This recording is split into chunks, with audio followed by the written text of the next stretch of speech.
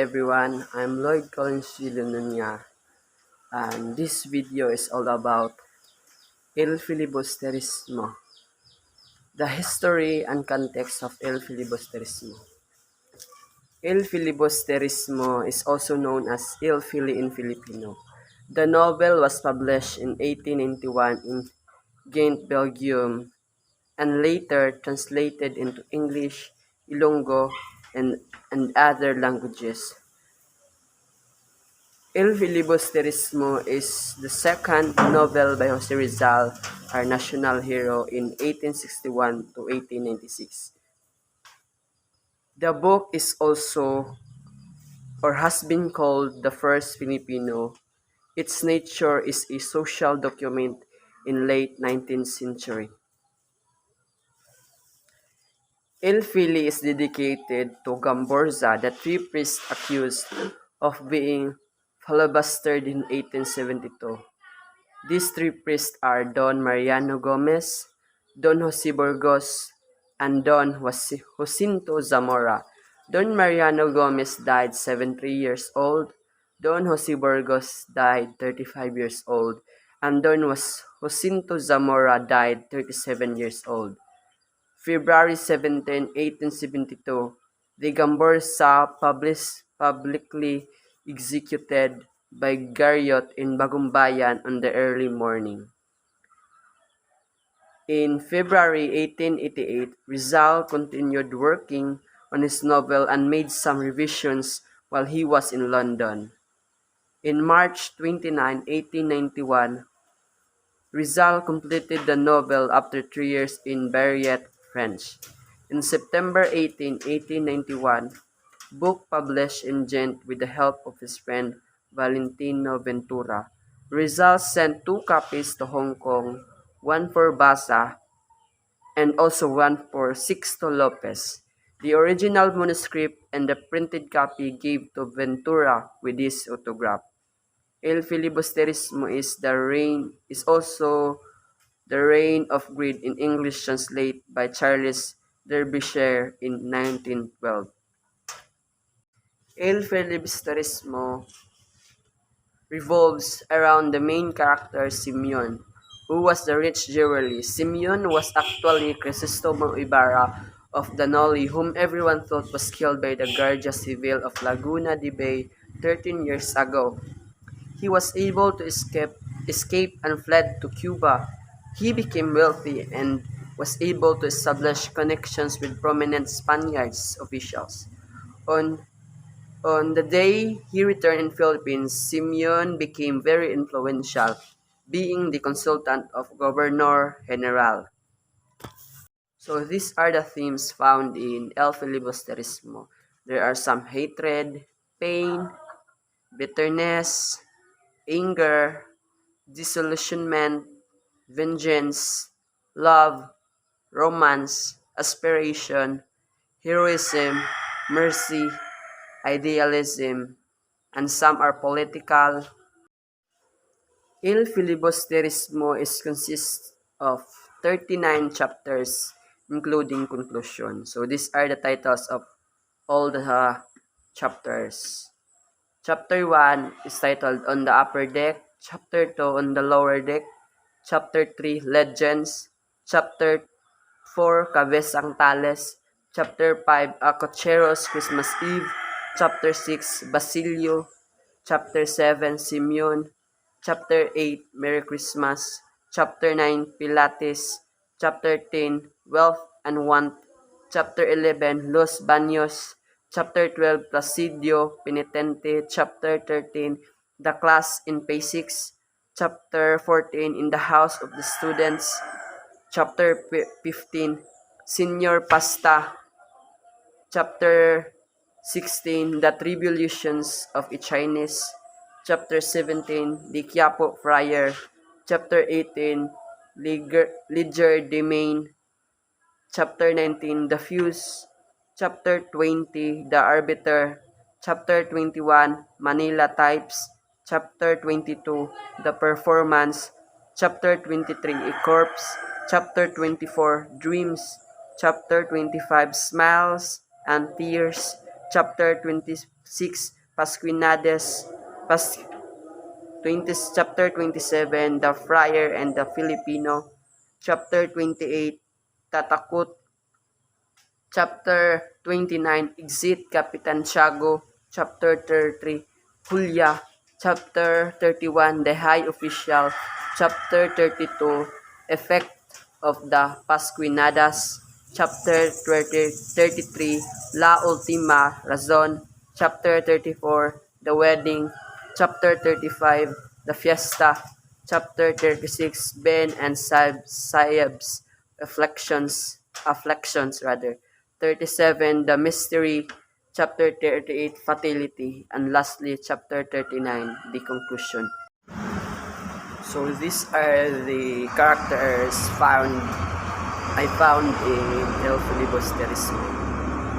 Simeon, Basilio, Isagani, Villamor, Cabezang Talis, Don Custodio, Paulita Gomez, Macaraig, Father Florentino, Julia San Jose, Juanito Pelaez, Doña Victorina, Father Camora, Benzaib, Placido Penefente, Hermana Penchang, Tiborcio de Espadania, Father Elena Quiroga, Don Timoteo Pelaez, Tandancelo, Father Fernandez Sandoval, Hermana Bali, Father Melon, Tadjo, Leeds, Tano, Pepay, Gobernador General, Picson, Father Naldo de la Silvia, Father Bernardo Salve, and Captain Tiago. So these are the roles and their part in the story. Simeon, Crisostomo Ibarra in disguise, left for dead at the end of Noli Me Tangere, has surfaced as the wealthy jeweler Simeon sporting a bird, blue-tinted glasses, and a revolver. Basilio, son of Sisa, a graduating medical student whom befriended Simeon. Isagani Villamor, Basilio's friend, ex-bayo of Paulita Gomez, and the man who removed the explosive lamp from Captain Tiago's house. Cabezang Tales, Cabeza Telesforo Juan de Dios, a former Cabeza de Barangay or barangay head of Sagpang, a barangay in San Diego's neighboring town, Chini. Don Custodio or Custodio de Salazar E. Sanchez de Monterredondo, a famous journalist who was asked by the student about his decision for the Academia de Castellano. Paulita Gomez, the girlfriend of Isagani and the niece of Doña Victorina. Macaraig, one of the Isagani's classmates at the University of Santo Tomas. He is a rich student and serves as the leader of students yearning to build the Academia de Castellano. Father Florentino, Isagani's godfather, and a secular priest, was engaged to be married but chose to be priest after being pressured by his mother, and he is assigned in remote areas. Julia San Jose or Juliana de Dios, the girlfriend of Basilio and the youngest daughter of Cabezang Talis, to claim her father from the bandits, she had to work as a maid under the supervision of her Hermana Penchang. Eventually, she was freed but committed suicide after Father Gamora attempted to rape her. Juanito Pelaez, a favorite student of professors. They belong to the noble Spanish ancestry. Doña Victorina, or Victorina de los Reyes de Espadania, known in Noli Me Tangere as Tiborcio de Espadaña's cruel wife. She is the aunt of Paulita Gomez, a favors Juanito Pelaez than Isagani.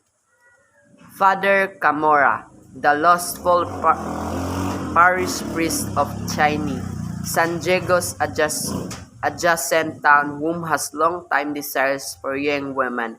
He nearly raped Julia, causing later to committed suicide. Benzaib, the pseudonym of Abraham Ibanez, a journalist who believes he is the only one thinking in the Philippines. Placido Penitente, a student of the University of Santo Tomas, who was very intelligent and wise but did not want, if not by his mother Plea, to pursue his studies. He also controls his temper against Padre Melon, his basics teacher. Hermana Penchang, Sagpang's rich pusukal or gambler. She offers Julia to be her maid so the latter can obtain money to free Cabezang Tales. Disbelieving of Julia and her close friends, she considers herself as an ally of friars. Tiburcio D. Espadanya. Don Tiburcio is Victorina D. Espadaña's lame husband. He is currently on hiding with Father Florentino. Father Elena, Captain Diego's spiritual advisor. He also helped the student to establish the Academia de Castellano after being convinced by giving him a chestnuts. Father Irene is the only person who witnessed the Captain Chago's death.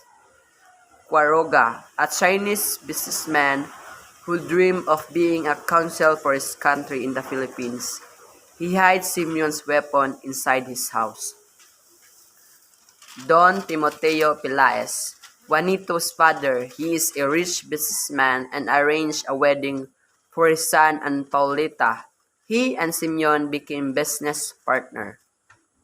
Tandang Celo, father of Cabelesang Tales. He died in an encounter on the mountains with his son Tales. Father Fernandez, the priest, friend of Isagani.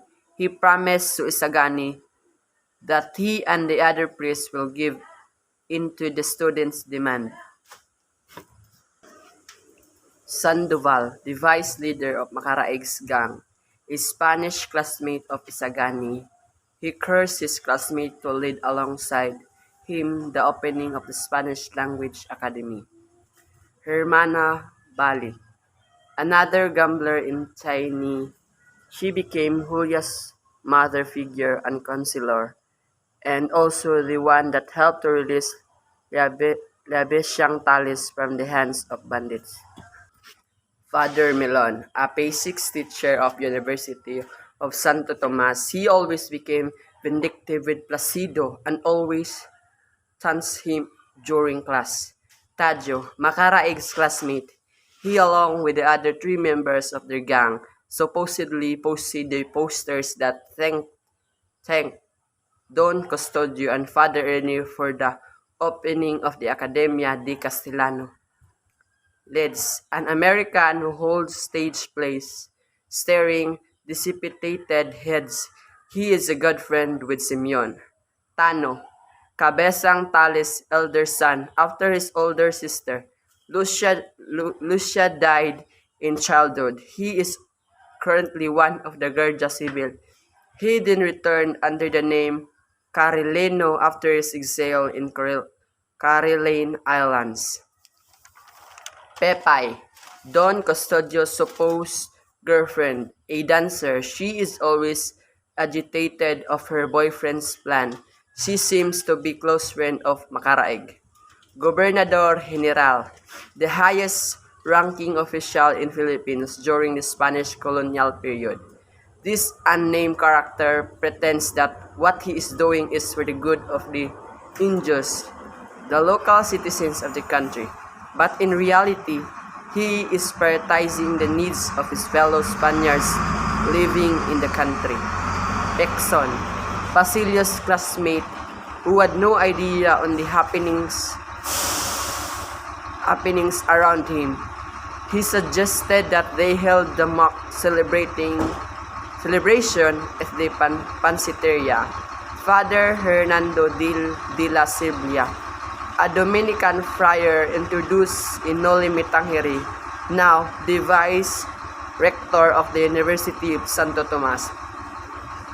Father Bernardo Salve, former parish priest of San Diego, now the Director of Chaplain of Santa Clara Convent.